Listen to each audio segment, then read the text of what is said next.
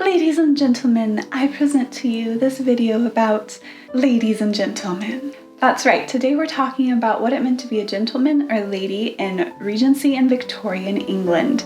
Now, I'm not talking about noble titles like lord or lady. If you're looking for that, I actually have a video on what is an English lord that you should definitely check out. But rather, we're talking about what turns an average man into a gentleman or a woman into a lady. And that distinction was so important in the 1800s. It affected everything from who you talk to who you marry.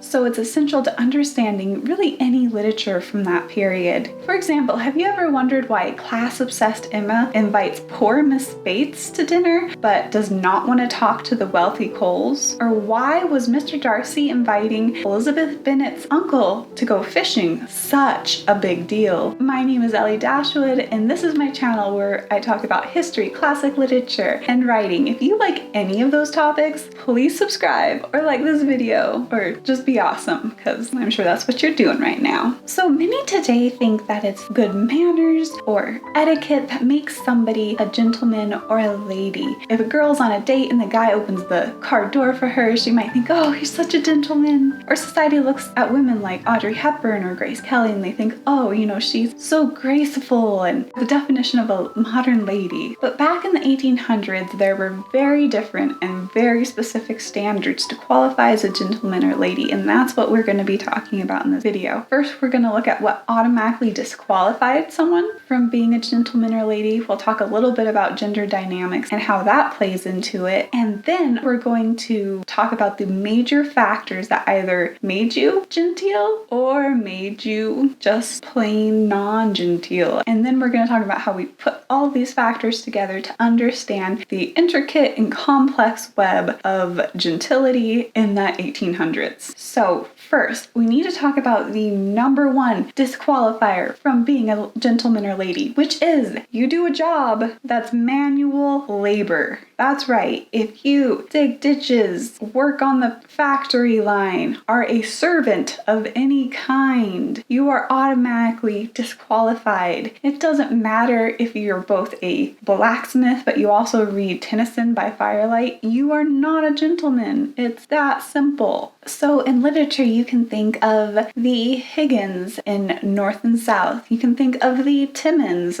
and you can think of the Bates in Downton Abbey. What do they all have in common, except for the fact that some of them all look the same? They are working class, and that is an automatic disqualification. I am so sorry, but that was the view of the 1800s. So let's move on to the next basic principle we need to understand before we move on to the factors of gentility, which is gender dynamics. And so just very basically, women in the 1800s, their life was completely defined almost by the men in their life. Their father, their brothers, and then their husbands, and then their sons. So I actually want you to watch this short clip from Pride and Prejudice, and I want you to tell me what you noticed about how Elizabeth Bennet identifies herself. Lady Catherine, in marrying your nephew, I should not consider myself as quitting that sphere. He is a gentleman, I am a gentleman's daughter. So far, we are equal. Did you notice that she didn't say, I'm a lady? She says, I'm a gentleman's daughter. And that's because daughters were defined by the rank of their father, just as wives were defined by the rank of their husband. In Pride and Prejudice, we see very much Miss Bingley trying to be defined by her brother. And so this is just how it works. So either a woman could be born with the status of being a lady, based on the position of her father in society, or she could marry into it, which was much harder to do, to marry into the middle and upper class if you were not born into it. Meanwhile, there was very little she could do all on her own outside of trying to marry up that could dramatically change her situation. So now that we understand that really both these defining factors for gentlemen and ladies are actually based a lot on the men of the family, keep that in mind as we go through these factors. So keep in mind that not all of these factors are equal, and we're going to look at how that plays out a bit later. Okay, first up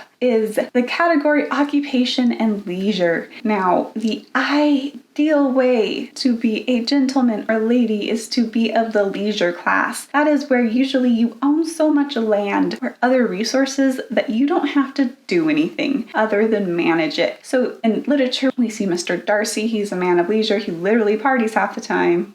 Mr. Bingley, admittedly they're not crazy parties, but they're still partying, while he has servants back running his estate. Now, if you're interested in why Mr. Darcy is so rich, I do have a video on that topic. I will link to it here, so go check that out. It's very interesting. So that is the ultimate goal of pretty much everyone, is to not have a job, not do anything other than the hard work of being genteel, which required social calls and entertaining and knowing what to wear and dealing with servants. So much work, guys. So leisure is ideal. So if this is a caste system, then people of leisure and major landowners and country gentry are at the top. Now, right below them are the genteel professions. This includes the clergy, like Mr. Collins. This includes certain types of lawyers. I'm going to go into that in a minute. And of course, it includes people in the military and the Navy. So these are the professions that younger sons of families would often go into because they were still considered genteel professions. If you couldn't be a man of leisure, then you should definitely do this. Now, right below them in this caste system of jobs, we see professionals, and this is where we got doctors, investors, bankers, and artisans. Now, below them is quite possibly the lowest class of the middle class possible, which is people in trade. Now, people in trade were so looked down on by everyone above them in this ranking system. So there's this very big prejudice against anyone in trade, which is where you would trade money for objects, like you run a shop, you run a major trading warehouse. And in fact, this even extends to, as I said, certain types of lawyers. There were multiple different types of lawyers in Victorian and Regency England, and the way they collected fees from their clients were different. Some accepted money directly from their clients, while others were held on the sort of retainer basis. So the ones who accepted money directly, that was trade, and they were not cool. Where the ones who had it through a retainer, they were okay. They're in the genteel, acceptable professions. And as much as this doesn't really make sense, this was very real during that time. And we see this, for example, in North and South, where Margaret Hale defends Mr. Thornton as being a manufacturer, not in trade. So in Wives and Daughters, we see Cynthia defending that her fiancé is a barrister, which is the type of lawyer that's acceptable because they aren't in trade. When anyone tries to say that her fiancé is a lawyer, she has to come to his defense. He is a barrister. And of course, in Pride and Prejudice, we see Miss Bingley and Mrs. Hurst sneering at Elizabeth for her uncle who was in trade. It's very sad she should have such an unfortunate family, such low connections. Their uncle, she told us, is in trade and lives in Cheapside. Which is the most hypocritical thing in the world, because the Bingleys' wealth came from trade from their father, and we're going to talk about that in a little bit. Meanwhile, in Emma, we have several examples of this. Emma does not want to talk to the Coles because they are in trade. And then, of course, we have Mrs. Elton, whose family made their money in trade, and she has upstart pretensions. So this is exactly why when Mr. Darcy is welcoming to Lizzie's aunt and uncle who are in trade, it's so profound. Mrs. Gardner is my aunt, Mr. Darcy. My sister Jane stayed at their house in Cheapside when she was lately in London. Delighted to make your acquaintance, madam. Delighted, sir. And it shows how much he's really worked on his humility. And during this time period, it wouldn't be just the super proud who would look down on those in trade. Pretty much it would be all of them who were not in trade would look down on those in trade. Next up is family. And we're talking about family history, family connections. We can talk about noble titles that might be passed down through families. Really, who you were related to was so important during this time period, and who your ancestors were would follow you for generations. So for example, let's look at the Bingleys. His dad made money in trade, which, as we learned, was not good. So what they would try to do is amass enough money that they could deposit it into the bank, live off the interest. Again, if you want to learn more about all of this sort of stuff, watch my videos. I have some on why is Mr. Darcy so rich and why are the Bennets so poor. Anyway, so they would try to get out of trade and start to live this genteel life of leisure. But even if you had all this money, everyone remembered who you were related to. Like, yeah, that's came from trade. Versus if you look at Darcy, he came from generations of wealth and prominence in the community. So this is one of those things of who you were related to had a big impact on how people saw you. So if you came into a great deal of money, but your grandfather was a pig farmer, everyone would remember it and it would be a count against you. And as we talked a little bit about how women are defined by the status of their fathers and their brothers and their husbands, we definitely see Miss Bingley trying to play off the status of her brother now as a gentleman of leisure and be in that same class versus being in trade with her father. Well, even if you have money, your low connections in the past will follow you. Also, if you become poor but you had good connections in the past, that will follow you. And this explains why Emma still visits Miss Bates, because she's a gentlewoman who came from clergymen, which means she was probably generations of gentility, and now even though she's in reduced circumstances, in their minds she still counts as a lady. Okay, the next area up is probably a pretty obvious one. It is land and money. Basically, the more the better, right? So Mr. Darcy, he owns half of Derbyshire. The miserable half. And has 10,000 a year. And he comes from the super old family. I mean, he just has all of these stats going on for him. But of course, as we saw, even if you had all this money, but it came from trade, then it was still kind of a knock against you. But you also had money. And a lot of older families, especially as the century wore on, their estates were very expensive to maintain. They were not getting a lot of new money in from them, so they needed to start marrying new money to sort of rebuild up the estate. And that's one of the reasons we saw that trend towards the end of the Victorian era and into the Edwardian era, when American heiresses, whose fathers would be like steel tycoons, would go in and they'd marry dukes, they'd marry earls, because they needed money. And even though these women were new money, they needed it to support their estates. Also, on the importance of owning land, that is one of the reasons Bingley is always looking to buy land. He never really commits to it though, and that drives his sister crazy because, of course, owning land would definitely up their gentility rating. Up next is education and accomplishment. So for boys and girls, this was very different. They did not go to school together. Boys usually went away to some sort of boarding school at 8 to 9 years old. Very famous ones being like Eton and Harrow. Meanwhile, girls stayed at home and learned from a governess, usually, unless you were Elizabeth Bennet. We never had a governess. I'm going to do a whole video on governesses and what it was like to be a governess. So I'll link to that here whenever it gets made. But for now, basically, let's talk a little bit about what they learned. Boys in school, they were very heavy into Greek and Roman mythology, reading the Iliad and the Odyssey in the original languages in school, and then a lot of them then would advance on to Oxford or Cambridge, and then they would take up additional studies. Meanwhile, at home, girls would be learning things like grammar and literature and history and geography. But most importantly, what they'd be learning was refinements and accomplishments. Let's take a minute to listen to Miss Bingley explain this to us. I cannot boast of knowing more than half a dozen women in all my acquaintance that are truly accomplished. Nor I, to be sure. Goodness, you must comprehend a great deal in the idea. I do. Absolutely. She must have a thorough knowledge of music, singing, drawing, dancing, and the modern languages to deserve the word. And something in her air and manner of walking.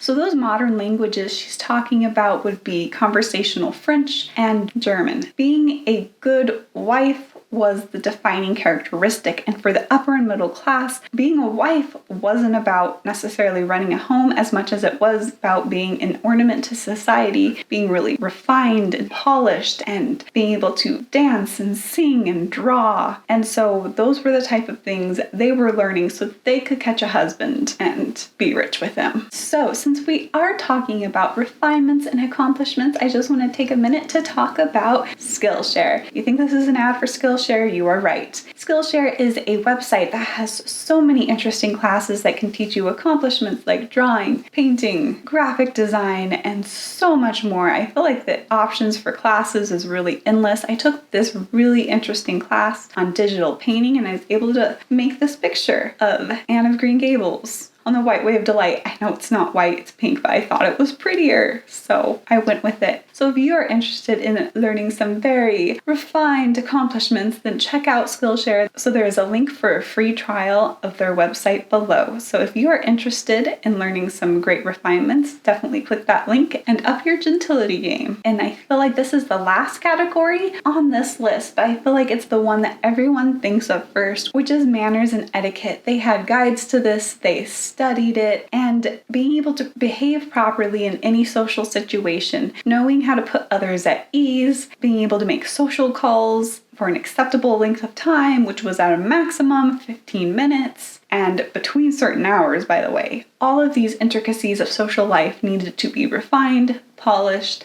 and perfect so that they could make the best impression on those around them. So a perfect example of this going completely wrong is, of course, Pride and Prejudice. Elizabeth Bennet's family loves to run wild. Kitty and Lydia throw all decorum out the window. Mary's over there singing when nobody asked her to, which was very presumptuous and not in the etiquette of the time. So let's just all realize that Bennet family did not have that factor going for them on this gentility rating. Okay, so we have talked about all of these major factors, including occupation and leisure, family, connections and history, money and land, education and refinement and etiquette. So how do all of these work together? And the answer is very complexly. If you ever get confused why certain characters interact in classic literature, it's easy to understand why, because all of them have their own weighting and combine in ways that you can't always predict. For example, you have Mr. Darcy, who definitely qualifies as a gentleman. The only thing he's really missing is a rank of nobility. Otherwise, he has family history, he has money, he has land, he has manners, he has education. So really, he is the whole package, and I feel like that's why Jane Austen wrote him that way. So what's interesting is if you compare him to someone who does have a rank of nobility, but perhaps that rank of nobility was just recently granted by the monarch and they don't have a lot of money and they came from blacksmiths, well, guess what? Mr. Darcy, in a lot of people's eyes, is still going to outrank him just from having so many factors in his favor. So let's talk about Margaret Hale in North and South. If you haven't seen North and South, you should definitely check it out. It's based on a novel by Elizabeth Gaskell. And what she is she's a clergyman's daughter. So she comes from a family of gentility. She has been educated with her rich cousin, so she definitely has the refinements and accomplishments and manners and etiquette required of a lady. And she has a good family history on her mother's side and her father's side, and they're poor, right? So this is another one of those examples of where even though they are poor, she is still considered a lady. And we even have Mr. Thornton saying, "No, Mama, she is a lady," and then he tries to propose to her. Meanwhile, Thornton is definitely way farther down on this gentility rating. Yes, he has money, but he is a manufacturer, which is not of the gentry class. He does not seem to have a long family history of being in the gentility. And so overall, he nowhere near ranks Margaret, even though he has a lot more money. And we can kind of see that in the way she initially treats him and his family. But when she really realizes that he's a manufacturer and not in trade, she gets over that. And also, he's good looking and like all romantic by the end of the movie, so I'm sure that helped too. So that's it for what it meant to be a gentleman or lady in Regency and Victorian times, basically the whole 1800s, and even up to World War I. Anyway, I hope you enjoyed this video. If you did, please like it or subscribe, and I'll see you next time.